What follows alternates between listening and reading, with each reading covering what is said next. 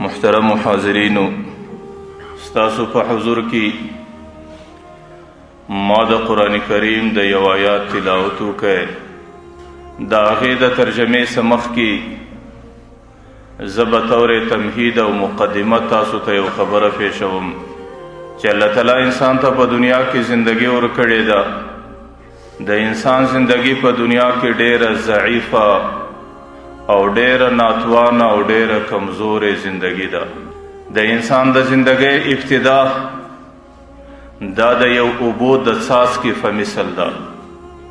او د انسان د زندگی انتها د یو هوا د پورته کېدو په شکل باندې. یعنی چې کله د انسان ته ابتداء الله تعالی زندگی ورکوي نو د انسان د زندگی ظاهري ذریعه دا د فلار نطفه یي چې د هغې مثال د اوبو یو څاڅکی دی. او چې کله الله تعالی انسان د دې دنیا څخه رخصتوي او د انسان رخصت د دنیا څخه کیږي نو بیا د انسان د روح پورته کېدل د هوا په شکل باندې لکه د هوا یو دمه چې پورته سي نو بیا د انسان روح هم داسې الوزي. نو چونکې د اوبو څاڅکی هم ډېر ضعیفه دی او د هوا پورته کېدل هم ډېر ضعیفه دي نو ځکه د انسان د زندګۍ ابتدا او انتها ډېره ضعیفه او ډېره ناتوانه او ډېره کمزورې ده. بعضو علماو دا لیکلي دي چې د انسان د زندګۍ مثال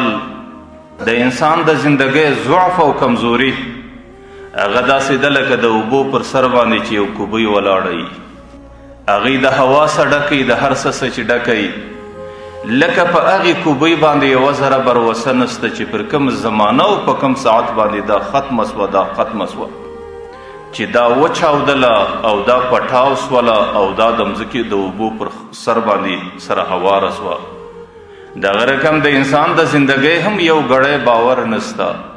د انسان د زندګۍ باندې یوه ذره اعتماد نسته او د انسان د زندګۍ بروسه ډیره کمه ده چې په کم ګړي باندې ختمه سوه په هغه ګړي باندې ختمه سوه. نو د انسان زندگی په دنیا کې دا ډیره ضعیفه او ناتوانه زندگی ده. الله تعالی دې زندگی کې انسان باندې کله کله امتحانات راولي چونکې امتحاني زندگی د الله تعالی ورکړې د امتحاناتو دپاره ده. نو کله امتحانات راځي، کله پریشانی راځي، کله ناجوړی راځي، کله نور تکلیفونه راځي.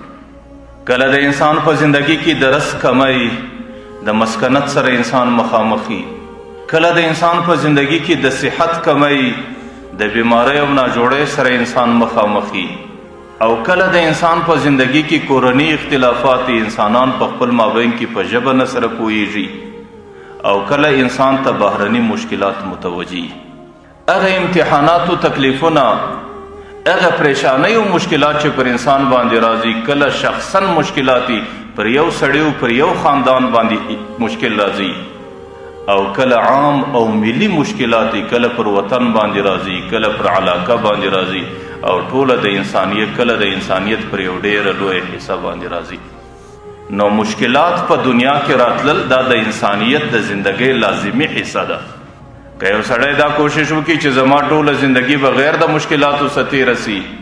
او زه په خپله زندگی کې څه مشکل او پریشانی نه ووینم نو دا سړی د دنیا د حقیقت څخه ناخبره انسان بلل کیږي. د دنیا حقیقت الله تعالی داسې نه دی پیدا کړی، د دنیا وجود داسې نه دی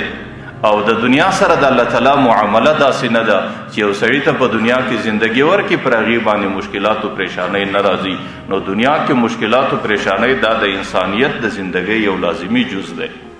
لیکن پریشانی چې کله پر یو انسان راځي، پریشانی چې کله پر یو قوم راځي، پریشانی چې کله پر یو قبیله او د انسانیت پر یو حصه باندې راځي نو هغه پریشانی دوه قسمه الله تعالی پر انسانانو باندې ږدي. کله کله خو وجه دای چې د انسانانو اعمال د الله تعالی د رضا خلاف سي، د انسانانو زندگی کې فساد رالی، د انسانانو زندگی کې خرابی راله،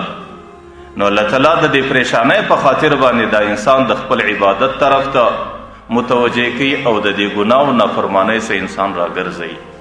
لکه الله تعالی قرآن کریم کې دا فیصله ده وَلَنُذِيقَنَّهُم مِّنَ الْعَذَابِ الْأَدْنَى دُونَ عَذَابِ الْأَكْبَرِ لَعَلَّهُمْ يَرْجِعُونَ. ځکه الله تعالی وایي د اصل د ګناه سزا خو به زه دې بنده ته په آخرت کې ورکوم، لیکن کله کله پر دې بنده باندې په دنیا کې هم یو څه سزا کښېږدم. د سزا او د عذاب سکه ور باندې کوم د څه دپاره مقصد مې څه دی لعلهم یرجعون الله وایي زما امید دا دی چې بنده به ما ته برته متوجه سي نو چې کله د انسانیت زندگی په ګناه کې راسي او انسانیت د الله تعالی په نافرمانی کې ولاړ سي او د انسانانو توجه د الله تعالی د ذات څخه بل طرف ته واوړي نو الله تعالی د قهر په خاطر د عذاب په خاطر پر دې انسانیت باندې یو مشکلات اجدي پریشانی اجدي او د الله تعالی په دې مشکلات او پریشانی کې مقصد دی چې دا انسانان د بدعملۍ او د ګناه سره وګرځي دا یو قسم پریشانی ده چې دا پریشانی د الله تعالی قهر بلل کیږي او دا پریشانی د الله تعالی عذاب بلل کیږي او اصل عذاب الله تعالی پر دې فساد باندې پر دې نافرمانی باندې انسان ته په آخرت کې ورکوي لیکن دنیا کې الله تعالی د عذاب سکه په یو قوم باندې کوي او دویم قسم پریشانی دا ده چې پر انسان باندې راسي دا در حقیقت د الله تعالی رحمت دی الله تعالی د رحمت په خاطر باندې پر یو انسان باندې مشکلات تجدید څه دپاره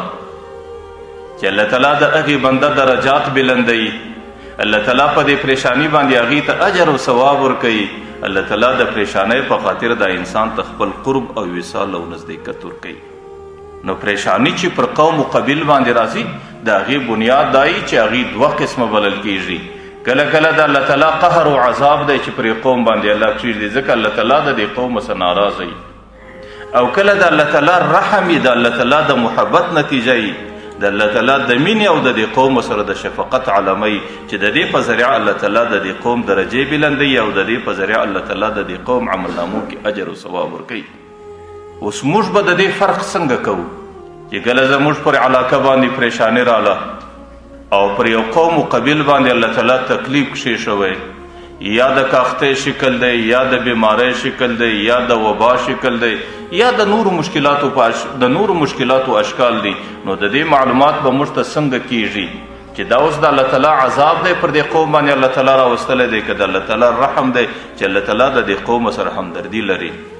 د دې پریشانیو علامې جلا جلا دي چې کومه پریشانی د الله تعالی قهر د هغې علامه جلا ده چې کومه پریشانی د الله تعالی رحم دی د هغې پریشانی علامه جلا ده که چیرې د پریشانی په وخت کې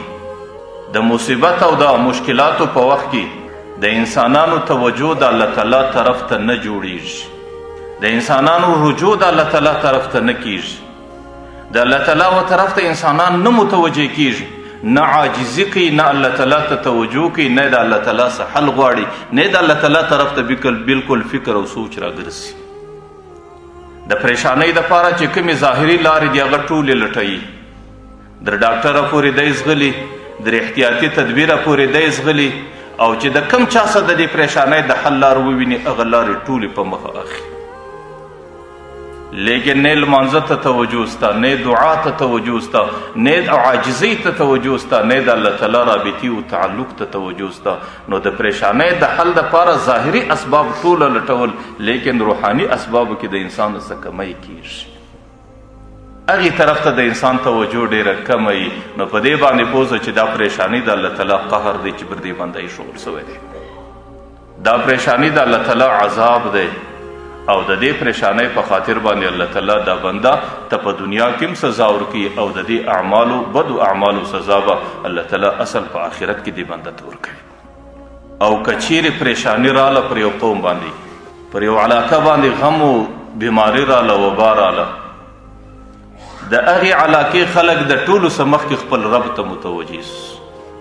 د الله تعالی سره رابطه جوړه سوه د الله تعالی ته عاجزي شروع سوه د الله تعالی څخه په دعا باندې د دې پریشانۍ حل غوښتل جوړ سو روان سو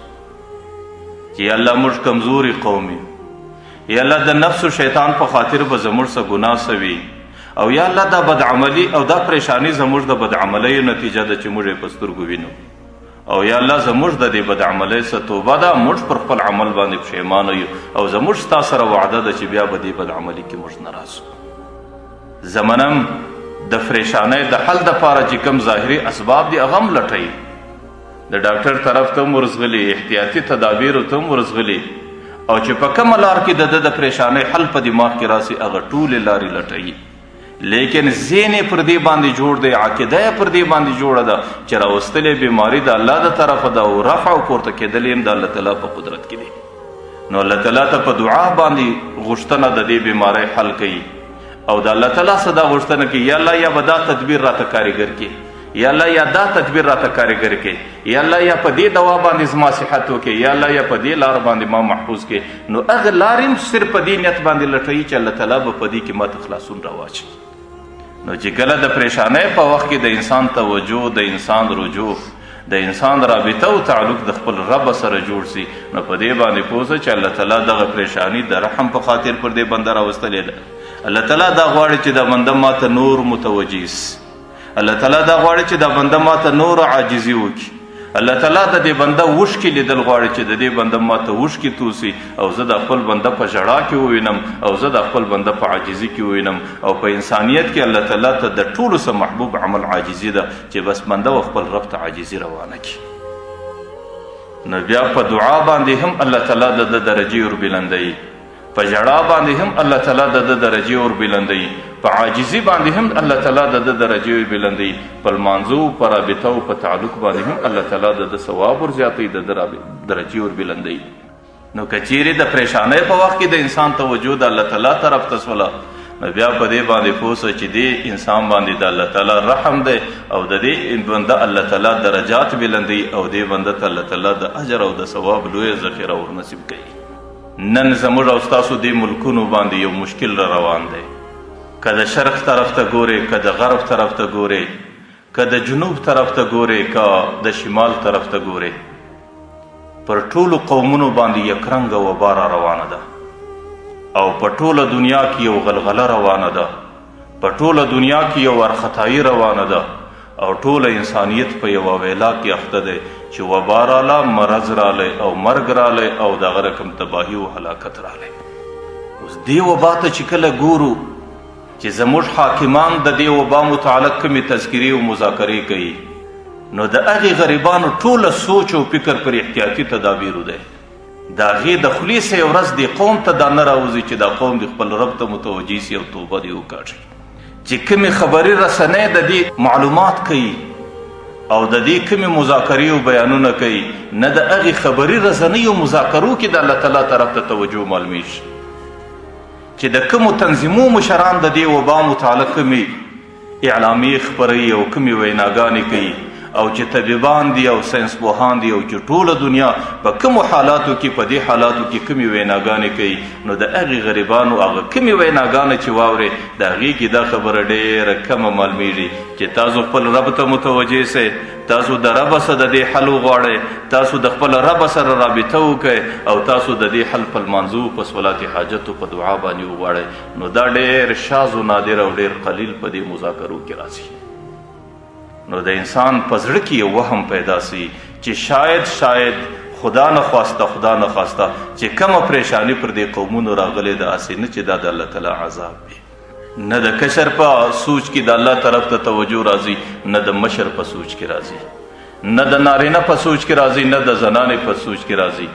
نه د حاکم په سوچ کې راځي، نه د رعیت په سوچ کې راځي. بس ټوله دنیا دې ته متوجه ده د کوره مراوځه او ټوله دنیا دې ته متوجه ده ښار بند کا او ټوله دنیا دې ته متوجه ده چې انسانان یو ځای مسره پرېږده. بس دغه حل دی، دغه فکر دی، دغه سوچ دی، دغه د وینا خلاصه او تقاضا ده. نو ما درته ویل پر دې حالاتو چې سړی نظر وکړي، د سړي زړه کې یو وهم و طرز پیدا سي چې خدا نخواسته چې دې مشکلاتو کې د بندګانو توجه د الله طرف ته نسته، نو داسې نه چې دا پر دې قوم باندې الله تعالی د طرفه غضب او قهر او عذاب مسلط کیږي. ځکه د الله تعالی ترتیب داسې دی چې کله د یو قوم عمل د الله تعالی د رضا خلاف سي، بیا د هغې بدعملیو په شکل باندې الله تعالی ظاهري نتیجه پر دوی په دنیا کې لښکاره کوي. حضرت عبدالله ابن عمر رضی الله عنه یو حدیث را نقل کوي او غالبا زموږ محدثینو کې ابن ماجه شریف هم دا حدیث را نقل کړی دی. هغې وایي چې کله چند خبرې په یو قوم کې پیدا سي، هغې به د مځکې پر مخ باندې د هغې نتیجه دستي ویني. د ټولو څه مخکینی خبره دا ده چې کله یو قوم کې فحاشي او بېحیایي زیاته سي،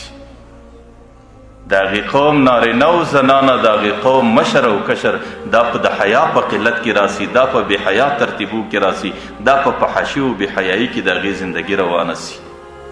نو د هغې نتیجه به ټوله قوم پر دې مځکه باندې ویني. حیا به چند کسان ختمه کړي، بحیایي به چند کسان کوي، لیکن عذاب الله تعالی د ټول قوم باندې مسلط کوي. د عذاب شکل بدای چې الله تعالی به پر دې قوم باندې داسې بیماری و ناجوړی ږدي چې بیا به د دوی پلرونو نیکهګانو د هغه ناجوړیو نمونه نه یې اورېدلي، نه به د هغې سره ولدي، نه به د هغې سره اشنایي، او نه به د هغې نمونه اورېدلي، نه به د هغې علاجونه په دماغ کې راځي چې د دې اوس علاج کوو. نن زما او ستا پر دې ملکو باندې کومې وباوې دي. کله کله دا اوازه جوړه سي چې دا ډینګي وایرس دی، کله کله وایي دا کانګو وایرس دی، کله کله وایي دا کرونا وایرس دی. او زموږ پلرو نیکهګونو څه تاسو پوښتنه وکړئ چې هغوی د دې نمونه اورېدلي دي، هغوی دا دین بیماریو سره ولد دي، هغوی په دماغو کې د دې علاجونه راځي، هغوی د دې احتیاطي تدبیرونو سره اشنا او ولد نه وو. ولې راله پر دې قوم باندې الله تعالی ولې ورباندې کښېښوله؟ ځکه چې د قوم نوجوانانو، د قوم مشرانو، د قوم زنانو خپل ترتیبونه بې حیا کړو. الله تعالی بې حیا قوم ته دستي دا سزا ورکوي چې کله په قوم کې د ناپو طول کمی شروع سي، د قوم تجاران خیانت شروع کړي، چې کله د کمپنۍ سره جوړوي دومره تارونه یې ورکم که د دې کپړې، د دې شي دومره وزن ورکم که د دې پلان که د دې پلان که. چې کله په قوم کې په تجارانو کې دا ترتیبونه شروع سي، الله تعالی به حکمرانان ظالمان ورباندې مسلط کړي، بیا به د مال پروا نه ساتي، بیا به پر ده باندې ظالمانه ټیکسونه ایږدي، بیا به هغه حاکم داسې ظالمي چې د دې قوم د ضرورت او د دې قوم د مشکلاتو په وخت کې به قوم الله ته نه متوجه کوي او نه به د الله تعالی طرف ته سوچ و فکر راګرځي. نن زما او ستا د تجارانو څه حال دی؟ د هغې تجارتونه په کم شي کوي، لیکن زما او ستا د حاکمانو کم حال دی؟ تاسو ګورئ، عرب دي که عجم دي که تور دي که سپین دي، پر هغې د مسلمانانو حکومتونه دي، لیکن کم ظالمان ورباندې مسلط دي. او چې کله په قوم کې مالداران، دریم پیغمبر علیه صلات وسلام وایي چې کله په قوم کې مالداران زکات ته په نقصان باندې ګوري، کله کله سره ناست وي، یاره دومره مې ګټلې نه دي لکه 60 کال چې مې څومره په زکات کې ورکړي، د دې د معنا چې د زکات د ځان دپاره نقصان بولي، نو الله تعالی به پر هغه قوم باندې کاختي مسلطه کړي، بیا به په هغې قوم کې برکت ختم سي، بیا به په هغه قوم کې کاختي راځي. نو په دې شکل باندې چې موږ څه کوو، نن د کومو حالاتو سره مخ یو، د دې پیشنګویي پیغمبر علیه صلات وسلام 1400 کاله مخکې کړې ده. او پیغمبر علیه صلات وسلام حدیث مبارک دی چې کله په یو قوم کې د الله تعالی نافرماني روانه سي، نو په هغې قوم باندې الله تعالی دشمن مسلط کی، بیا دشمن د مسلمان قوم ته د اوبو د ځګ په نظر ګوري، یعنی د مسلمان قوم کافر ته دومره سپکي، بیا هغه دشمن دته د وړې ګولې په نظر باندې ګوري، بیا دی د هغې دشمن په لاس کې دومره بې اختیاره زندګي تېروي لکه د پراړه کانۍ چې د اوبو پر سر باندې روانوي، چې اوبه یې کوم طرف ته غورځي هغه طرف ته یې ځغلی، بیا دی د خپل اختیاره څه وتلی. او چې کله هغې حکمونه د الله تعالی ماتوي، نو په خپل مابین کې به الله تعالی پر دې قوم باندې قتلونه مسلط کړي، بیا به خانه جنګۍ رواني، بیا به خونریزۍ په دې قوم کې رواني، بیا به په دې کې حرج رواني. یو پیغمبر علیه صلات وسلام وایي حرج به زیات سي. یو صحابي ورته وایي مل حرج یا رسول الله، حرج څه ته وایي؟ پیغمبر علیه صلات وسلام ورته القتل، قتل به کې زیات سي. لا یدري القاتل فیما قتل ولا المقتول فیما قتل. قاتل به په دې نه پوهېږي چې دا سړی ما پر څه باندې قتل کوي، مقتول به په دې نه پوهېږي چې دا زموږ سړی پر څه باندې را قتل کوي. حالانکه قتل نن په مسلمانانو کې عام دی، د 10 د 40 زرو پر سکوټر باندې انسانان قتل کیږي. د هغې وجه څه ده؟ حالانکه قتل هغه بدترینه ګناه ده چې کله د قیامت په میدان کې قاتل و مقتول راځي، د الله تعالی عرش ته اولنۍ فیصله د قاتل و د مقتول مقتول به د خپل سر په دې یو لاس کې راخستی او قاتل به در دې ګریوان نیولی د الله و حضور ته و عرش ته به پیش کړي، یا الله ته د دې ظالمه څه پوښتنه وکړه چې زه پر څه باندې قتل کړم. نو الله تعالی ورته وایي ته غم مه کوه، زما دې په خپل عزت و جلال قسمي که ستا پر قتل ټوله انسانیت را جمع سوی وی، نن به ما ټوله انسانیت جهنم تور غورځولی وی، دا ظالم به څنګه نه غورځوم. نو ما درته ویل که پر موږ باندې ناجوړی راځي، دا زموږ د حیا د کموالي نتیجه ده. که پر موږ باندې حکمرانان ظالمان مسلط دي،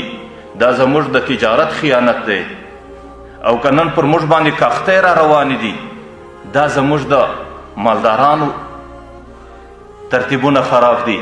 او نن که پر موږ باندې یا ظالم مسلط دی یا نن موږ په خپل مابین کې په قتلونو باندې سره اخته یو او د مسلمان وینه یو بل مسلمان به یې وي. د هغې وجه دا ده چې موږ د خپلې زندګۍ څخه د الله تعالی حکمونه وایستل، موږ په خپلې زندګۍ کې وعده خلافۍ روانې کې او موږ د خپلې زندګۍ وعده خلافه انسانان جوړ سو. او دغه قومونو کې چې دغه ترتیبونه روان سي بیا خو الله تعالی ته دا قوم ډېر سپک سي او سپک قوم بیا الله تعالی په عذاب کې مبتلا کوي. نو ځکه نن دا عذابونه پر موږ باندې را روان دي. ما درته ویل چې نن زموږ حاکمان وګایې وې، که زموږ ساینسپوهان وګایې وې، که زموږ طبیبان وګایې، نو دی د ناجوړۍ دپاره ټوله تدبیرونه درته بیانوي. لیکن چې د ناجوړۍ ولې راله او د ناجوړۍ بنیادي حل څه دی، د دې وبا څه د خلاصون اصلي طریقه څه ده، هغې ته د چا توجه نه راځي. ما درته پیغمبر علیه صلات وسلام ویلی دي چې د وبا د راتګ علت، د ناجوړۍ د راتلګ علت او د قوم د تباهۍ علت هغه دا دی چې په قوم کې بې حیایي او فحاشي زیاته سي. نن زما او ستا د مسلمان قوم حیا کوم حال ته رسېدلی ده چې پر کومه خطه باندې زما او ستا زندګي ده، په هغې کې څو ورځې د مخه چې ټولې رسنۍ په دې باندې ډکې دي چې دې بې حیا قومونو او د دې بې حیا قومونو زنانو څه حال جوړ کړی و چې یا دا زنانې د ازادۍ مارش په نیت باندې چې په کومه بې حیایي کې او په کومه فحاشي کې او د حیا په کوم رخصت کې هغه زنانې راوځي او دې ټول قوم ته د بې حیایي دعوت ورکوي، ورته زما زندګي او ستا زندګي په دغه شکل کامیابه ده چې ما او تا د زندګۍ څخه حیا ختم کړو. د هغې لویه نعره دا وله زما جسم زما مرضي. د دې دا معنا چې زه په دې جسم کې د الله حکم نه پرېږدم، زه دا جسم د پیغمبر علیه صلات وسلام پر طریقه او د هغې د کور د زنانو پر طریقه نه استعمالوم. په دې جسم کې چې ماته کم قسم بې حیایي او فحاشي را میلاویږي زما جسم هغې ته تیار دی او زه د هغې ته ولاړه یم او زما زندګي به په هغه بې حیایي کې تېرېږي. نن دا ملک او دا خطه د مسلمانانو خطه ده، پر دې باندې په خدای قسم د زرګونو شهیدانو وینې توی سوې چې ګلی دا ملک د انګریز څخه ازادېدی. تاسو وګورئ چې د دلی صدر پېښوره پورې پر دې ټولو درختو باندې د علماو سرونه زړېدل چې هغوی پر دې باندې قرباني سو چې زما د ملک مقصد به دی چې لا اله الا الله. نن د هغې ملک په هغې حیا په دې شکل چې د هغې پر سړکانو باندې لڅې زنانې راوځي او د دې قوم د مسلمانانو لوڼو ته دا پیغام ورکوي، دا تعلیم ورکوي چې زما او ستا کامیابي په دغه شکل ده چې ما او تا پر دې سړک باندې لڅه ګرځو او هغې ته د لڅوالي دعوت ورکوي چې حیا کوم شی زیور الله تعالی د زنانې دپاره ګرځولی ده. د زنانې د ټولو څه لوی زیور هغه حیا ده. نن هغې حیا په هغې باندې ختموي او هغه زیور ځینې لرې کوي. د هغې نتیجه نن دا قوم په خدای قسم په خپلو سترګو ویني. دا زما وینا نه ده، دا د پیغمبر علیه السلام وینا ده چې په کم قوم کې حیا رخصت سي پر هغې قوم به بیمارۍ په دې شکل باندې راځي. حالانکه دا خو هغه امت دی چې د دې امت انتخاب الله تعالی د هدایت دپاره کړی دی. د دې امت د راتګه څه وروسته الله تعالی بل نبي ته ضرورت نه محسوسوي. الله تعالی وایي دا هغه نیک امت دی، دا هغه خیر امت دی چې در قیامته پورې به د هدایت ذریعه دا امت دی. الله تعالی ورته هو اجتباکم، الله تعالی ستاسو انتخاب وکړي، وسماکم المسلمین، الله تعالی پر تاسو د مسلمانانو نومونه کېښود. لیکن د دې امت انتخاب الله تعالی در قیامته پورې د انسانانو د هدایت دپاره کړی و. لیکن د امت ترتیبونه په کوم شکل باندې چلیږي. نن د امت حیا کمه ده، د امت زنانې څه کوي، د امت نارینه څه کوي، د امت بوډاګان څه کوي، د امت نوجوانان څه کوي. نن دا امت فقیر دی، نن دا امت تباه دی، نن دا امت در په دره دی. فقیر هغه قوم دی چې د هغې نسلونه برباد سو. که ما او تا په دغه بې حیایي کې ترتیبونه روان یو نسل و بل دوه نسله بعد زه پر دې قسم بخم چې زما او ستا نسلونه، زما او ستا بچان به په انګریزانو بدلیږي. زما او ستا د لوڼو زندګي به د انګریزانو وي، زما او ستا د بچانو زندګي به د انګریزانو وي او زما او ستا زندګي به داسې تباه کېږي چې هغه اسلامیت او د اسلام نوم به زما او ستا د نسلونو څخه خرابېږي. حالانکه الله تعالی په ټولو ترتیباتو کې هره ګناه برداشوي، لیکن په ټولو ګناهونو کې الله تعالی بې حیایي نه برداشوي. بې حیایي د الله تعالی په برداشت کې نه وي. چې کوم قومونه نافرمانه سو، الله تعالی د نافرمانۍ په خاطر پر هغې باندې سزا کښېښو او تاسو د هغې زندګي وګورئ. لیکن د بې حیا قومونو انجام هغوی د ټولو قومونو څه زیات سخت رالی، د هغې نتیجه د ټولو څه زیاته ستړې وه. په قومونو کې زما عقیده دا ده چې فرعون ډېر نافرمانه انسان رالی، ځکه هغې د خدایۍ دعوه وکړل انا ربکم الاعلی، زه د ټولو څه لوی خدای یم. لیکن چې کله کله د الله تعالی د قهر صفه ورباندې راله، بس هغې یې دریای نیل کې غرق کړی، بس دغه یې وغرقېدلې د هغې سزا کله. بس عادیان چې کله نافرمانه او ډېر غټ قوم و، ډېر زورور قوم و، د هغې بچی چې به بلوغ ته رسېدی 300 کاله بعد به رسېدی، لیکن الله تعالی د هوا په ذریعه باندې پورته کړلو او په اسمان کې سرونه سرور وجنګول، بس دغه یوه سزا یې بس وه. او دغه رقم سمودیان چې کله رالو، هغوی چې نافرماني شروع کړه، الله تعالی د فرشتې ملایکې په وزر باندې د مځکه و کلی ورباندې واړوی. دغه رقم نور قومونه چې کله نافرمانه رالو، د شعیب علیه السلام قوم رالی، پر هغې باندې الله تعالی د سکروټو باران وکړي، بس دغه یوه سزا یې بس وه. لیکن د لوط علیه السلام په قوم کې نافرماني راله، د هغې نافرماني د بې حیایۍ په شکل وله. هغوی بې حیا قوم ولو، هغوی په خپل مابین کې د حیا څخه خیال نه ساتئ. الله تعالی په ټولو قومونو کې زیاته سزا د لوط علیه السلام قوم ته ورکړه. پر هغوی باندې مسلسل 5 عذاب راله. د ټولو څه مخکې یار زلزله ورباندې راله، د زلزلې څه وروسته الله تعالی اسمانو ته پورته کړل، وړې پورته، وجعلنا عالیها سافلها، په هوا کې سرونه سرور وجنګول، او د هغې څه وروسته الله تعالی پر دې مځکه باندې وویشت. او 4 نمبر الله تعالی پر هغې باندې د ډبرو بارانونه وکړو، او 5 نمبر الله تعالی د هغې دا سترګې و دا په دې به د نور نه ایستلې. قرآن وایي فتمسنا اعینهم، موږ د دې دا مخان ور محو کړو. نو ما درته ویل چې په کوم قوم کې بې حیایي راسي، نو بې حیایي هغه بدترین مرض دی، بې حیایي هغه بدترینه نافرماني ده چې د الله تعالی په ترتیباتو کې د هغې برداشت نسته، نو ځکه هغې قوم باندې الله تعالی دستي سزا مسلطه کوي، او د هغې سزا به د ناجوړیو په شکل، د هغې سزا به د پریشانیو په شکل. او پیغمبر علیه الصلاة والسلام وایي چې ناجوړی به هم داسې راځي چې پلرانو او نیکهګانو به یې نمونه نه وي اورېدلي، او پلرانو او نیکهګانو به د هغې په ترتیباتو نه وي ولد، نه به د چا په ذهن کې د هغې علاج راځي، نه به د چا په ذهن کې د هغې تدبیر راځي، او ټوله قوم او ټوله انسانیت به د هغې په خاطر باندې د ورخطایي سره مخامخ وي. نو ځکه د دې بجایه چې موږ احتیاطي تدابیر کوو، پکار دا دی چې پر دې باندې لږ نظر سره وکړو چې راله ولي دا انسانیت خو د الله تعالی محبوبو، دا انسانیت خو د الله تعالی عیالو، او یو فلار د عیاله سره دومره سختی نه کوي، الله تعالی د دې انسانیت سره څنګه کوي؟ د هغې وجه او بنیاد دا دی چې د انسانانو زندگی د الله تعالی د امر مخالفه سوه، او پلار چې د بچي څه نافرمانه سي، او غلام چې د باداره څه نافرمانه سي، بیا بادار ټکوي ټکوي ټکوي تر هغې وخته پورې ټکوي، یا به د خپله درباره ختموي، یا به یې ورته خپلې رضا ته متوجه کوي، خپلې رای او خپلې لارې ته به یې رااړوي. نو ځکه د ټولو څه د احتیاطي تدابیرو څه مخکې پر دې خبره باندې سوچ کول چې زموږ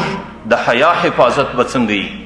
زموږ د زندګۍ چې کم بې حیا ترتیبونه زموږ په معاشره کې رواج شوي دي، د هغې کنټرول چې نه وسي، د هغې تدبیرو د هغې د کنټرولولو تدابیر چې اختیار نه سي، او دغه ترتیبونه زموږ د زندګۍ څخه ختم نه سي، نه ناجوړي ختمیږي، نه د الله ترتیب بدلیږي، دغه قوم به په دغه مشکلاتو کې، دغه قوم به په دغه پریشانیو، په دغه سزاګانې ویني.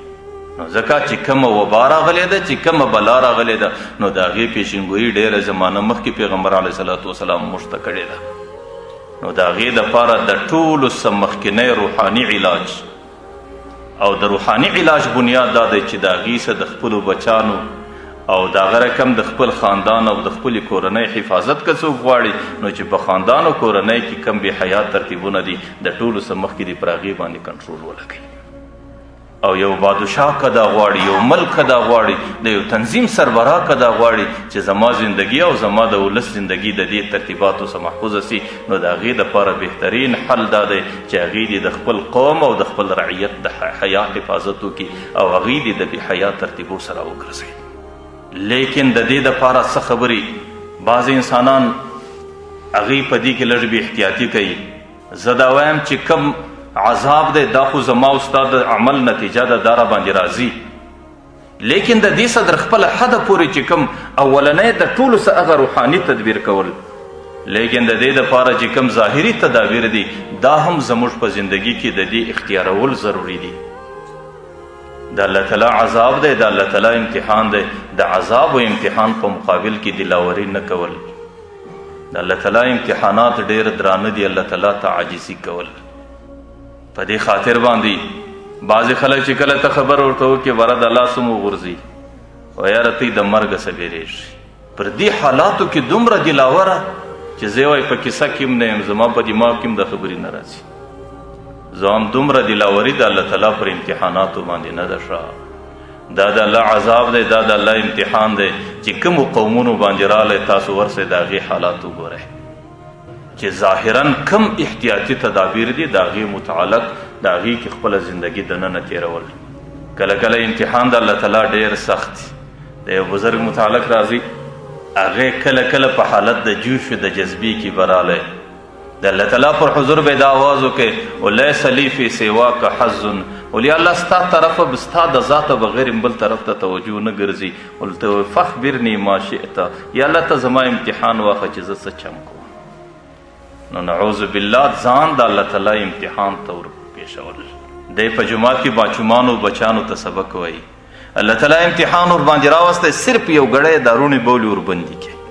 چې کله د امتحان تاب نه درلودی بره به د ماشومان سره راجمع کړو، بره به دعا شروع کړه ول ادعو لعمکم الکذاب. دې درواغجن اکا ته خو لږ دعا وکړئ چې الله تعالی د دې امتحان خلاص کړي. یعنی ما چې کومه خبره الله تعالی ته وکړله چې یا الله زه ستا د ذاته بغیر بل طرف ته نه متوجه کېږم، په دې کې زه درواغجن سوم. او دې ماشومانو ته ویل دې درواغجن اکا ته خو لږ دعا وکړئ چې الله تعالی د دې تکلیفه خلاص کړي. نو ځکه دا خبره د یو انسان دلاوري د الله تعالی د امتحاناتو په مقابل کې دا ډیره خطرناکه وي، بلکې د دلاورۍ بجای عاجزي کول، بلکې د دلاورۍ بجای د الله تعالی څخه غوښتنه کول، بلکې الله تعالی ته عاجزي و ژړا کول چې الله یو مصیبت دی، یو مشکل دی، یو وبا دی، یو امتحان دی او موږ ضعیف یو، یا الله د امتحان تاب نه لرو، ته مې مور سره مخامخ کوي. بعضې خلک لږ خوانده خلک دي، هغې چې بیا وګایې باره بیا وایي چې یاره دا خلک د مرګه بیریږي، د خلکو عقیدې کمزوري دي. د الله تعالی تقدیر دی، د الله تعالی فیصله ده، د الله مرګ دی بس لیکلی دی راځي، نو د دې څه ته څه بیریږي. نو دی د تقدیر بهانه وکړي وایي یاره د الله تعالی تقدیر دی او د دې خلکو اوس عقیده د الله تعالی پر تقدیر نسته، عقیده یې خرابه ده. زه ورته وایم کوم نصیبه ته در اوسه د تقدیر په عقیده نه پوهېږې چې تقدیر عقیده څه ته وایي. تقدیر عقیده د الله پر خیر و شر باندې عقیده ساتل دا زموږ د ایمان یو حصه ده، لیکن د تقدیر په عقیده باندې سر خلاص کړئ. د تقدیر د عقیدې دپاره دوې خبرې ضروري دي. یوه خبره دا ضروري ده چې کله یو مشکل راځي د مشکل د پیښېدو څه مخکې باید چې د تقدیر د عقیدې په وجه د سړي څه بې احتیاطي ونه سي چې بس زما خو د الله پر تقدیر باندې ایمان دی، زه د شي په کیسه کې نه یم چې هر څه پیښېږي هغه دې اوسي. دا د تقدیر عقیده نه ده چې یو شی پیښېږي، د یو شي د پیښېدو څه مخکې په احتیاطي تدابیرو کې کمزوري کول دا د تقدیر عقیده قطعا نه ده. پیغمبر علیه صلات وسلام پرهیز کړی دی، پیغمبر علیه صلات وسلام علاج کړی دی او پیغمبر علیه صلات وسلام د هر شي دپاره خپل احتیاطي تدابیر کړي دي. مدینه منوره کې رالی د انصارو یو باغ دی، حضرت علی رضی الله عنه سره دی، خورما رایله سوې ده. حضرت علی رضی الله عنه دې وخت کې تبه لري چې کله خورما راپورته کړو ورته مه یا علی فانک ناقع، ای علی ته خو بیمار یې، ته خو ناجوړی او ستا په بدن کې ګرمایي ده او د خورما ګرمه ده، نو د دې څه پرهیز وکړه، د حضرت علی د خولې صبر ته وکړه. نو دا د تقدیر عقیده نه ده چې یو کار نه دی پیښ د پیښېدو څه مخکې د تقدیر د عقیدې په وجه باندې د سړي څه چې بې احتیاطي وسي، دا سړی په تقدیر باندې عادت نه دی، په تقدیر ولد نه دی، د تقدیر عقیده ور معلومیږي نه، بلکې د یو کار د پیښېدو څه مخکې احتیاطي تدابیر به مکمل سړی کوي چې دا کار پیښ نسي. او دویمه خبره دا ده چې د تقدیر پر عقیده باندې عمل دا د کیسې د پیښېدو څه وروسته شروع کیږي، چې کله یو مشکل نه دی پیښ در هغه وخته پورې د تقدیر عقیده نسته، چې کله دا کار پیښ سو د هغې څه وروسته اوس د تقدیر عقیده شروع کیږي. مثلا ما ته یو مشکل ګوري، د دې مشکل دپاره زه خپل احتیاطي تدابیر کوم، زه د دې دپاره پرهیز کوم، زه د دې دپاره د ځان حفاظت کوم، ځکه ما ته اسلام دا ټوله تدبیرونه مخ ته ایښتي. لیکن اوس زما د احتیاطي تدابیرو سره هغه کیسه پیښه سوله نو اوس به زما د تقدیر عقیده شروع شوه. زه به وایم چې یا الله ما خو خپل تدابیر وکړو لیکن د هغې باوجود و زما په تقدیر کې دا لیکلې او ما ته راپېښه شوله. نو د پېښېدو څه وروسته به بیا پر دې سړی ډېر غم و پریشاني نه کوي. نو د پېښېدو څه مخکې به سړی احتیاطي تدابیر کوي او که د احتیاطي تدابیرو سره سره دا خبره پیښه شوله د پېښېدو څه وروسته به بیا ډېر غم و پریشاني نه ورباندې کوي. ځکه دا به یې عقیده وي چې دا زما په نصیب کې لیکلې وله. ځکه ما چې هر څومره ځان ځینې وکاتې نه ځین کتل کېدلم نو الله تعالی زما په قسمت کې دا خبره لیکلې وه زما سره نه په بله کېدله. حضرت عمر رضی الله عنه د خپل عصر امیر المؤمنین دی. یو ځل د شام په دوره د خپل وطن په دوره باندې 22 لکه مربع میل مځکه د حکومت لاندې ده. د خپل سلطنت په دوره باندې را روان دی پر د خپلو ښارو وطنو باندې ګرځي. چې کله شام ته رانږدې نو حضرت ابو عبیده ابن جراح دا د شام والی و. دا د دوی استقبال له مخله رالی. چې کله شام ته رانږدې سو معلومات ورته وسو چې په شام کې طاعون لګېدلی دی. په شام کې ډېره سخته وبا ده او په شام کې ډېر لوی مرض لګېدلی دی. او د شام طاعون دومره بدترین طاعون چې په 2 ساعته دننه کې به پر انسان باندې ولګېدی هغه سړی دستي ختموي. غالبا 10,000 شاوخوا صحابه په دې طاعون کې شهیدان سو. اوس هم په اردن کې د حضرت ابو عبیده ابن جراح د قبر سره نږدې د هغې غټ قبرستان دی. دا ټول هغه صحابه دي چې په طاعون کې شهیدان سو. چې کله حضرت عمر رضی الله عنه شام ته رانږدې نو حضرت ابو عبیده چې کله ورته رالی مخله معلومات ورته وسو چې په شام کې ډېره بده وبا لګېدلې ده. برای خپل لښکر ملګري دستي ودرول. باره ورته وایي راسئ مشوره سره وکړو ورننوځو که نه ورننوځو شام ته. ملګرو کې حضرت عبدالرحمن ابن عوف مشهور صحابي دی. هغه ورته وایي امیر المؤمنین په دې خپلو غوږو مې د پیغمبر څه اورېدلي دي چې په کوم ځای کې مرض ولګېدی وبا ولګېدله نو چې کوم خلک په دې ځای کې دننه دي هغه به د باندې نه راوځي. چې کوم خلک د باندې دي هغه به هغه ځای ته نه ورننوځي. او پیغمبر علیه صلات وسلام موږ ته دا احتیاطي تدابیر مخ ته ایښتي. حضرت عمر رضی الله عنه ورته دا حدیث خو ډېر واضح دی او ډېر ښکاره دی او موږ ته د پیغمبر علیه صلات وسلام تعلیم ډېر صفا دی. نو ورته وایي چې راسئ نور دې شام ته نه ورننوځو واپس پر روانېږو. چې کله د حضرت عمر رضی الله عنه اراده پر شا سوله حضرت ابو عبیده چونکې مشر صحابي دی هغه باره ورته ګوري.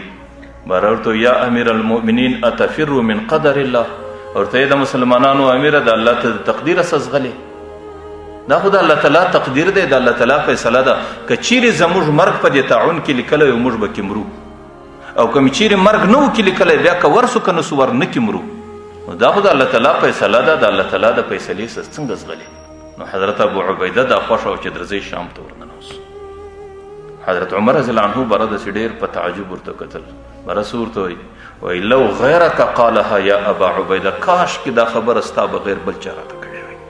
نو ما ته به ډېره د تعجب وړ نه وای لیکن ستا هغې ډېره د تعجب وړ. ورته ته خو د پیغمبر په زندگی کې ژوندی پاته سوی. تا د پیغمبر تعلیمات اورېدلی دي او ته د اسلام په تعلیماتو باندې ولد یې. ته ما ته څنګه دا خبره کوې. مرسه ورته وایي ورته نعم نفر من قدر الله الى قدر الله. د الله د یو تقدیره څه تښتم د الله بل تقدیر ته ځان رسوم. ماره ورته ګوره د الله تعالی تقدیر دا هم شته چې زما د الله تعالی حفاظت کړی او د الله تقدیر هم دا شته چې زه په دې بیماري باندې اخته سم. نو که چیرې زه مخکې دا تدبیر وکم احتیاط وکم دې ځای ته نه سم ورم نو دا احتیاط و تدبیر کول او فریض کول او د ځان حفاظت کول. ورته یا ابو عبیده دا کله په اسلام کې د الله د تقدیر مخالف. ورته اسلام کې چې سړی بیماره سي علاج به نه کوي. اسلام کې چې سړی بیماره سي پرهیز به نه کوي. د علاج او پرهیز کول دا د الله تعالی د تقدیر خلاف دي. ماره ورته ګوره ابو عبیده د الله تعالی د تقدیر فیصله ده چې احتیاطونه به کوې تدابیر به اختیاروې د ځان حفاظت به کوې. لیکن که د دې څه وروسته تا ته مسله در پیښه سوله اوس به د الله تعالی فیصله بولې د الله تعالی تقدیر به بولې بیا به پر دې باندې ډېره پریشاني نه کوې. نو کوم خلک چې د تقدیر بانه کوي چې یاره د دې خلکو عقیدې خرابې دي او دا د الله تعالی د تقدیره څه بیریږي د مرګه څه بیریږي او په دې باره کې بې احتیاطي ځین کېږي. نو زه ورته وایم چې تاسو لږ د الله تعالی په تقدیر سر خلاص کړئ. تقدیر زموږ د ایمان یو عقیده ده او د هغې عقیدې بنیادي جز دغه دی چې سړی به د خپل ځان حفاظت کوي. نو دا فیش څه مخکې د ځان حفاظت کول دا هم تقدیر دی او د فیش څه وروسته بیا پر دې باندې ډېر غم او جزع او فزع او پریشانی نه کول دا هم د الله تقدیر دی. نو تقدیر د دې دوه انتهاءینو په مابین کې دی. ابتدا د هغه ځای څخه شروع کېږي، انتها یې پر دې ځای باندې ده. نو ځکه زه دا وایم چې د ټولو څه مخکې روحاني علاج دی، لیکن د روحاني علاج سره سره چې حاکمان دي یا طبیبان دي یا کم خلک د دې د حفاظت لپاره کمی ترتیبونه بیانوي او کم احتیاطي تدابیر بولي، یا ښارونه بندوي یا د خلکو اجتماع بندوي یا څه کوي، نو در خپله وسه پورې چې د هغې په خاطر سړی په ګناه کې نه مبتلا کیږي، نو د هغه جایزو تدابیرو کې باید چې د حکومت د خبره ته سړی اهمیت ورکړي او پر دې باندې خپل فکر وکړي او پر دې باندې د خپل ځان د حفاظت بندوبست وکړي. لیکن ما درته ویل چې د حاکمانو کاش چې هغوی کوم احتیاطي تدابیر سړي ته پیښوي، د هغې بجایه د حاکمانو په دماغ کې الله تعالی دا ور اچولی وی چې راسئ د ټولو څه مخکې اجتماعي توبه وکړو. چې کله یو مشکل پیښ سي او د مشکل په وخت کې د قوم د حاکم احتیاطي تدابیرو ته پام او د الله تعالی طرف ته پام نه وي، بیا خو الله تعالی په دې عمل باندې د هغې قوم څخه د هغه حاکم څخه سخت ناراض. ځکه پیغمبر علیه صلات وسلام حدیث دی من لم یسأل الله یغضب علیه، چې کله یو څوک د الله تعالی څخه غوښتنه نه کوي، الله تعالی نور په قهر او په غصه کې راځي. غالبا دنیوي هجري وه، مدینه منوره کې ډېره سخته وبا راله، هغه وبا د کاختۍ په شکل چې ټوله حجاز مقدس یې ځله واخیستی او د مدینې منورې څخه خلکو هجرتونه کول، د مدینې منورې څخه حیوانان ځله تلل، د مدینې منورې څخه مرغانو کډې کولې، او مدینه منوره کې د اوبو څاڅکی پاته نه و، او مدینه منوره کې د غلې هېڅ بندوبست نه و. حضرت عمر رضی الله عنه دې وخت کې حاکم دی. حضرت عمر رضی الله عنه چې کله د ملګرو سره مشوره وکړي چې څه کوو، اوس خو د پیغمبر علیه صلات وسلام د یار او وطن مبارک خالی کېږي، نو هغوی ورته ویل چې تاسو د مصر څه مدد وغواړئ. مصر دې وخت کې فتح شوی دی او مصر کې غله ډېره زیاته ده او د مصر والی حضرت عمرو بن العاص دی. حضرت عمر رضی الله عنه دستي خط راواست، برای پر دې باندې حضرت عمرو بن العاص ته یو خبره ولیکله، ورته یې د مصر والی پر مسلمانانو باندې ډېره سخته ده او د پیغمبر علیه صلات وسلام د مدینې څخه خلک هجرتونه کوي، او ما اورېدلی دي چې په مصر کې د غلې کثرت دی، نو د مدینې منورې د غلې بندوبست د مصر څخه وکړه. هغوی چې کله خط ولیدی د خط پر شا باندې جواب ورته لیکي، ورته یې امیر المؤمنین زما په خدای قسم چې داسې شکل بندوبست به کومه چې د هغې قافله به روانوم چې د قافلې اول وش مدینې ته رسیږي، اخرنی وش به د مصر څخه دروسي. حالانکې د مصر او د مدینې په مابین کې 15 ورځې سفر دی چې حضرت عمرو بن العاص څنګه وینا کړې او په هغه شکل قافله راورسېدله. او د مدینې منورې په ټولو مسجدانو کې اعلانونه دي، او مدینه منورې په حرم کې سترخان وار دی، د حضرت عمر دربار جوړ دی او اعلانونه کېږي چې کوم څوک وږی دی راځي دي خوراکه دي کوي، چې د کوم چا د بچانو د کور ضرورت دی راځي دي ځله وړي دي. مدینه منوره کې خوشحالي ده او مدینه منوره کې د آبادي راورسېده. یو بوډا صحابي دی د مدینې په یو طرف کې لرې په یو کلي په یو ځنګله کې اوسېږي،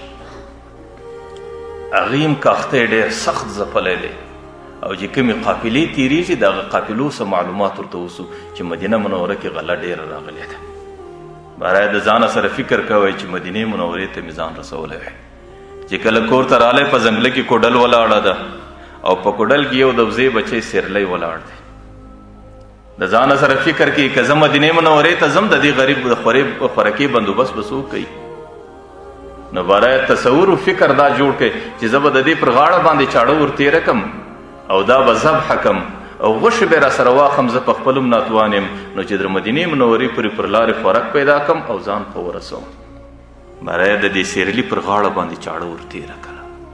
چې کله چاړه ورتېره کړه د هغې سیرلي د غاړې څه یو څاڅکی وینه نه سوه راتوی، د هغې رګونه وچ دي، د هغې د رګو څه د وینې بجای سپین ځګونه رالو. ځکه انسان دی که حیوان دی چې کله خوراکه نه وي نو د هغې په بدن کې بیا د وینې ذره نه وي، چونکې هغه حیوان ته په ډېر وخت باندې خوراکه نه ده رسېدلې، نو په دې وجه به د هغې په بدن کې وینه وچه سوې ده. هغه بوډا صحابي چې کله دې حیوان ته کتل ډېر په حیرت کې ولاړ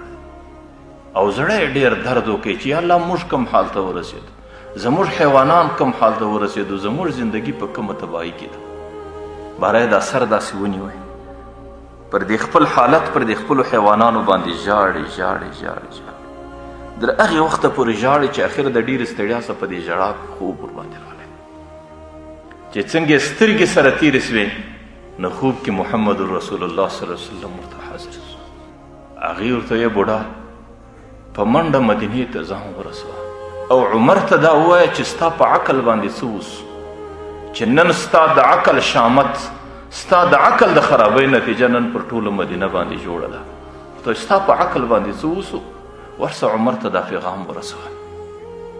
بوډا چې کله راووتی په منډه منډه باندې رازغلي، هغه سیرلی ځینې پاته، کور ځینې پاته، هر څه پاته، په ډېرو منزلونو په ډېرو ستړو باندې بوډا مدینې منورې ته ځان ورسوی. چې کله رالی د حضرت عمر دربار کې ودرېدی، په زوره باندې چیغې کې ول یا امیر المؤمنین، د پیغمبر د رسول الله پیغام مې راوړی دی. حضرت عمر رضی الله عنه چې کله د رسول الله نوم واورېدی په منډه راووتی، سرتور سر یبلي پښې رازغلي چې یو سړي ماته د رسول الله څه پیغام راوړی دی. چې رالی هغه بوډا یې در دې لاس ونیوی، ورته یې بوډا د رسول الله کم پیغام دی؟ هغه ورته پیغمبر علیه صلات وسلام ما ته په خوب کې ویل چې ته عمر ته ووایه چې ستا په عقل باندې څه وسو،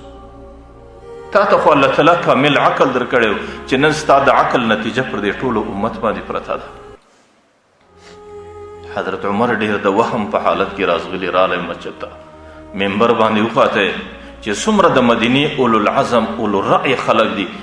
هغه یې ټول راجمع کړو، باره خبره شروع کړه. یو ساعت کې ډېر وژړل،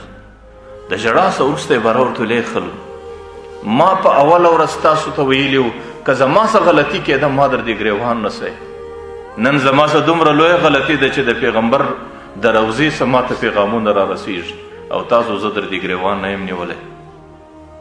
صحابه ټولو کې د ژړا کیفیت دی. حضرت عمر رضی الله عنه صحابه ټول ورته وایي چې د مسلمانانو امیره زموږ دماغ کې نه راځي چې کوم کیفیت کومه غلطي ده. د ډېرې زمانې د اوږده مجلس څخه وروسته، د اوږده محفله څخه وروسته په یو کونج کې یو غریب صحابي ولاړ سو، باره ورته یې امیر المؤمنین زما په زړه کې یو غلطي راځي چې ستا څه هغه ګناه سوې ده، زموږ ټولو څه هغه ګناه سوې ده. ورته وایي څنګه ګناه ده؟ ورته یې کله چې پر مسلمانانو باندې سختي راسي، پر مسلمانانو باندې کاختي راسي، پر مسلمانانو باندې مشکل او پریشانی راسي، د هغو اولنی قدم دی چې د خپل رب طرف ته توجه کول. د هغو حاکم به په ټولو انسانانو باندې اجتماعي توبه کاږي، ځکه دا د دې د اعمالو نتیجه بلل کیږي. نن چې کله پر موږ باندې کاختي راله، پر موږ باندې سختي راله، پر موږ باندې پریشانی راله، تا د الله تعالی د طرف د توجه څخه مخ را وګرځوئ، د مصر والي ته دې لاس وځغاوئ چې د هغه ځای څخه دې خپل حل وغوښتی. حضرت عمر باره چیغې کې چې په خدای قسم زما په زړه کې دا ده چې دغه غلطي زموږ ټولو څه سوې ده.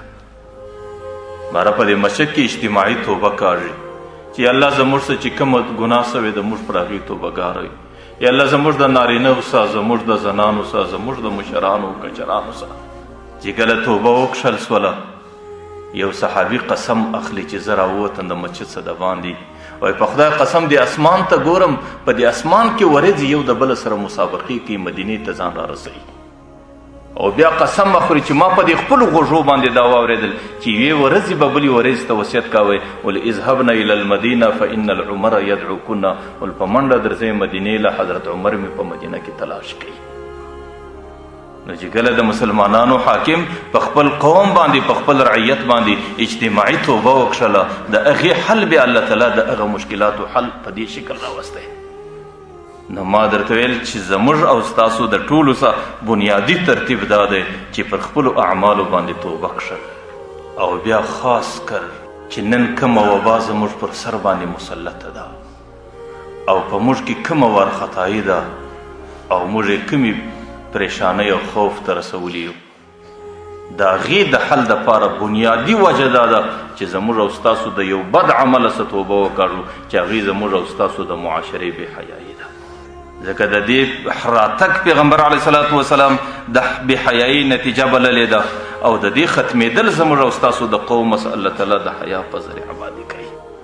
نن زما او ستا لرې به نه ځو، نن زما او ستا زندګي کوم حال ته رسېدلې ده. زما او ستا کشران دي، زما او ستا مشران دي، زما او ستا نارینه دي، زما او ستا زنانې دي چې د هغې په لاس کې نن کم موبایل دی، چې د هغې موبایل کې د هغې کم فحش ترتیبونه دي، چې هغې کمې زناکارۍ په دې کې ګوري، هغې کمې ډرامې په دې کې ګوري، هغې کمې بېحیایي کوي، هغې کمه فحاشي کوي چې ستا بچی ماخستن پر سر باندې تلتک راکش کي او د ده د نوجوانۍ زمانه یي او د ده د جوشو د جذبې زمانه یي، بیا ته د دې بچي ته تقزیم پورته کوي چې دی څه در ساره کور کې ګوري. در هغې وخته پورې چې د ده په ټلیفون کې کرنټ بیا بجلي یي او د ده په ټلیفون کې حرکت دی چې د ده نظر پر څه باندې لګېږي. د هغې غریب د ټولو څه مخکې په دې ترتیبو باندې حیا ختمه سي، او چې حیا ختمه سوه غیرت ختم سو، او چې غیرت ختم سي د انسان زندگی کوم حال ته ورسېږي، ایمان ختم سي. ځکه حیا او غیرت په انسان کې دا سره تړلي دي، که یو لاړه یا بل هم ختمیږي. او پیغمبر علیه صلات وسلام وایي لا ایمان لمن الحیاء من الایمان، حیا د ایمان جز ده، او لا ایمان لمن لا غیرت له، چې کم چا کې غیرت نه وي هغې کې بیا ایمان هم نه پاتېږي. زه کله کله دې ته حیران یم چې موږ پر دې باندې نور څه ووایو چې موږ کم حال ته رسېدلي یو. زما د خدای په ذات قسم زه پر دې ممبر باندې ناست یم، زما د درواغو څه ضرورت دی چې کومې مسلې نن زما او ستا د دې سیمې دې خلکو له راځي، په خدای قسم د هغې په اورېدلو د سړي زړه ژاړي چې نن زما او ستا د قوم هغې بې حیا ترتیبونه او قومونه پرېږده. زما او ستا د قوم نظام په خدای قسم دې ته رسېدلی دی چې زما او ستا په دې ښار کې نن د محرماتو زناوې روانې دي، چې د پلارو د لور زنا سره روانه ده، د ورورو د خور زنا روانه ده. تاسو راسئ دا مسلې وګورئ، تاسو راسئ. ما درته ویل زه ډېر ځله د شرم په خاطر د دې خبرو ذکر نسم کولی چې زما د خدای په ذات قسم چې زما د المارۍ په تخته کې اوس هم دا مسلې پرتې دي چې یو سړی ما د خپلې لوره سره زنا وکړو، زما نکاح څنګه ده؟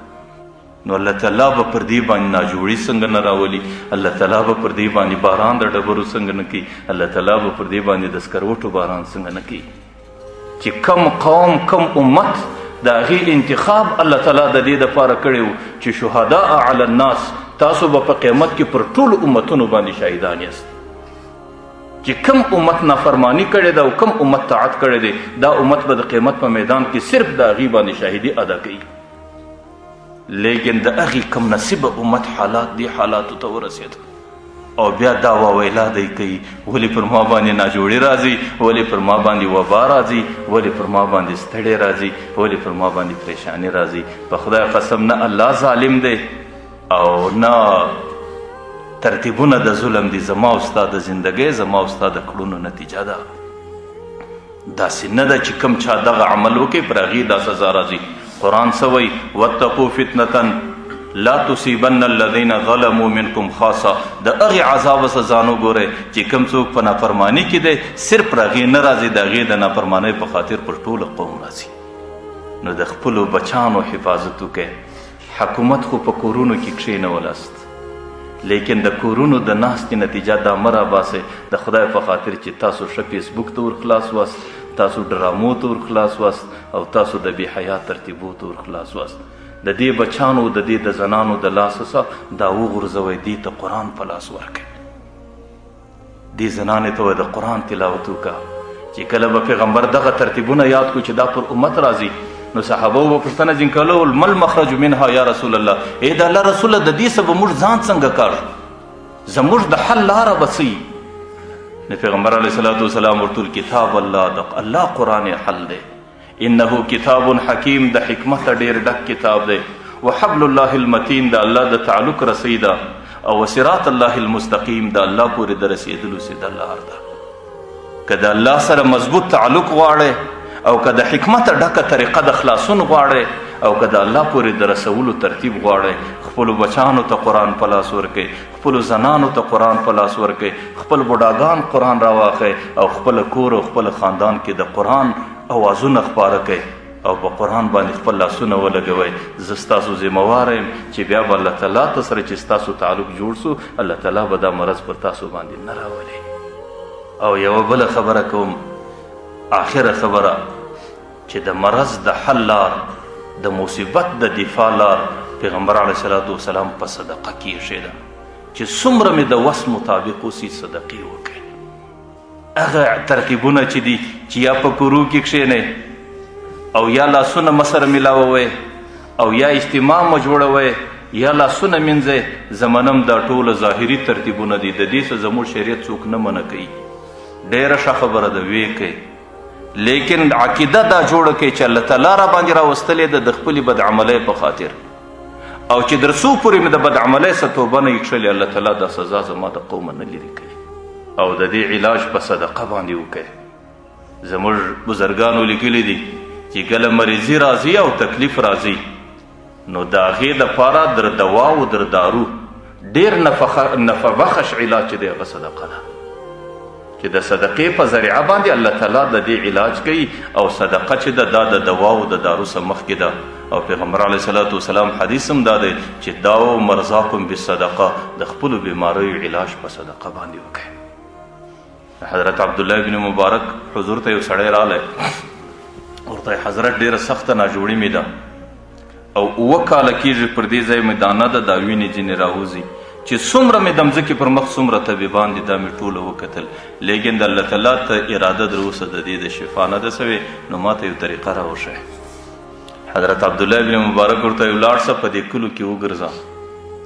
چې کم کلي والا د اوبو د کاختیو سره مخامخ دي، په خپل مال او په خپله صدقه باندې د هغې کلي ته یو څا ور وکاږه چې کله د څا اوبه راپورته سي زما عقیده دا ده چې دا به په خپله دا وینه کښته کړي.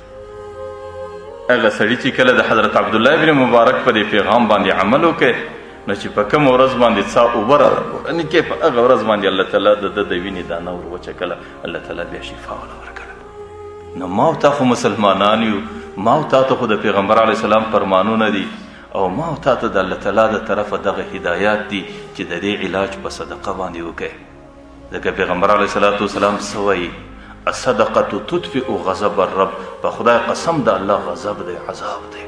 او صدقه د الله تعالی د عذاب د لرېوالي بهترینه طریقه ده. او تدفع میتة السوء، د بیکاره مرګه څه چې سړی خلاصیږي هغه په صدقه خلاصیږي. نن په دې مرض کې چې کوم خلک مړه دي تاسو د هغې حال وګورئ په کوم شکل کې مري، چې هغې چیغې وي، سر د مځکې وي، یو قریب ورژندې کېدی نه سي. که قریب ورژندې کېږي حکومت یې نور پرېږدي، نه ډاکټر لاس وروړي، نه قریب لاس وروړي، نه بل څوک ورژندې کېږي. بس هر سړی لکه یو وخت چې ورته یو بلا چې ورته جوړوي خلک لرې لرې ځي شورې د هغه وخته پورې چې دی صاحب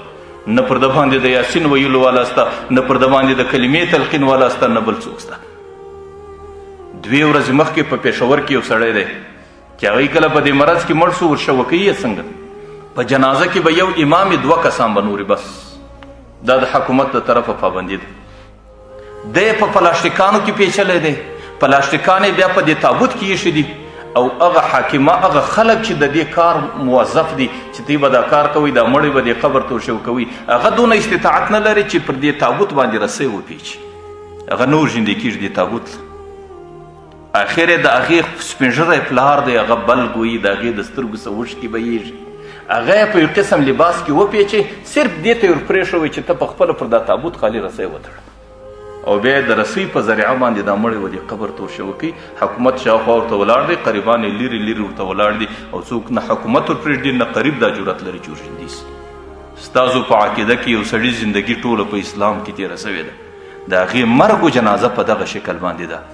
پیغمبر علیه صلات وسلام وایي الصدقه تطفئ غضب الرب، صدقه د الله تعالی غصه سړوي، او الصدقه تدفع میتة السوء، صدقه انسان د دغه رقم بیکاره مرګ څخه خلاصوي. نو ځکه د دې بهترین علاج صدقه دا نه ده چې خامخا به زه غوایه لالوم، خامخا به زه پسونه لالوم. صدقه دا نه ده چې در خپل وس د چا چې کم څوک 1,00,000 روپۍ لري که هغه 1000 روپۍ صدقه کړي چې هغې ته الله تعالی څومره اجر ورکوي. یو سړی 100 روپۍ لري چې په 100 روپۍ کې 1 روپۍ صدقه کړي دې ته هم الله تعالی هغومره اجر ورکوي. نو صدقه که غریب دی که مسکین دی که مالدار دی که مشر دی که کشر دی که نارینه ده که زنانه ده، بیا خاص کر دا یو گزارش کوم هغه ده چې زما او ستا سیمه ده، زما او ستا په دې سیمه ما او تا ولد خلک یو. نن چې پر دې سیمه باندې ښار ټوله بند دی، نن پر دې سیمه باندې بارډر بند دی، نن پر دې سیمه باندې ټوله کاروباري ترتیبونه بند دي. یو غریب بچی سهار مارکیټ له ریډۍ ورولي او بیا په هغې کې کریټونه زغلی یو 200 روپۍ در مور و در قریبانو پورې رارسوي، په دې د ده روزانه ګزاره د نن هغه هم ورباندې بند دي. او پیغمبر علیه صلات وسلام وایي زما امت کې هغه سړی مؤمن نه دی چې دی په خپله خوشحاله دی چې زما رزق زیات دی، زما باندې نه د وړو کمی راځي، پر ما نه د نور ترتیبات کمی راځي، او د ده وڅنګ ته د ده همسایه په وویلا دی، هغې په خوف کې دی، هغې په ویره کې دی چې هغې د ورځې 1500 ګټلې هغه ټولې ورباندې ودرېدلې. نن د هغې ماشومان نه دي، نن د هغې بچي نه دي، نن د هغې ضرورت نسته، نن د هغې په بچانو کې بیماري نسته، نن د هغې د ورختایۍ به کوم حالت دي. نو ځکه که د مرض خلاصون غواړئ په خپل مابین کې رحم پر له وکئ. پیغمبر علیه صلات وسلام وایي الراحمون یرحمهم الرحمن، چې کوم څوک رحم لري الله تعالی پر هغو رحم کوي. ورته ارحموا من فی الارض یرحمکم من فی السما، مځکو والاو په لکې وګورئ، لږ رحم پر له وکئ، اسمان والا به رحم در باندې وکړي. که تاسو په خپل مابین کې هر سړی ظالم جوړ شوی دی، بس د خپل بچي نفقه یې په غاړه اخیستې ده، د بل د غریب غم نسته ورسره، د بل د بچي غم نسته ورسره، د بل د پریشانۍ غم نسته ورسره، د بل د ورختایۍ غم نسته ورسره، بیا به د الله تعالی د طرفه پر دې قوم باندې رحم څنګه راسي؟ نو ځکه توبه کښل او خپل کور او خپل بچان قرآن ته متوجه کول، او دغه د بې حیایي ترتیبونه د خپلو بچانو د لاسو کښل، او د هغې په مقابل کې قرآن په لاس کې ورکول، او خپل رب ته عاجزي کول، خپل رب ته متوجه کېدل، او د خپل وس مطابق صدقه کول، د خپلو قریبانو حال اخیستل، د خپلو همسایګانو حال اخیستل، او په خپل مابین کې یو پر بل باندې رحم سره کول، بیا به د الله تعالی د طرفه رحم راځي. او که دغه په دغه روانه خبره ده، او دغه سخت دلی روانه ده، دغه سنگ دلی روانه ده، او د غومره سخت زړونه دي چې نه د چا پر ماشوم باندې د چا زړه سوځي، نه د چا پر حالاتو باندې د سړي رحم راځي، بیا به څه تورې خاري د الله تعالی د رحم انتظار سره وکړي. نو الله تعالی دې زموږ او ستاسو په زړونو کې رحم راولي، الله تعالی دې زموږ او ستاسو صدفه کړي، الله تعالی دې زموږ بجای پر کافرانو باندې راولي، د هغو دې هم الله تعالی د هدایت ذریعه وګرځوي. که به هدایت په نصیب کې نه الله تعالی دې د مسلمانانو د انتقام او د بدلې ذریعه وګرځوي. الله تعالی دې دا څو خبرې قبول کړي.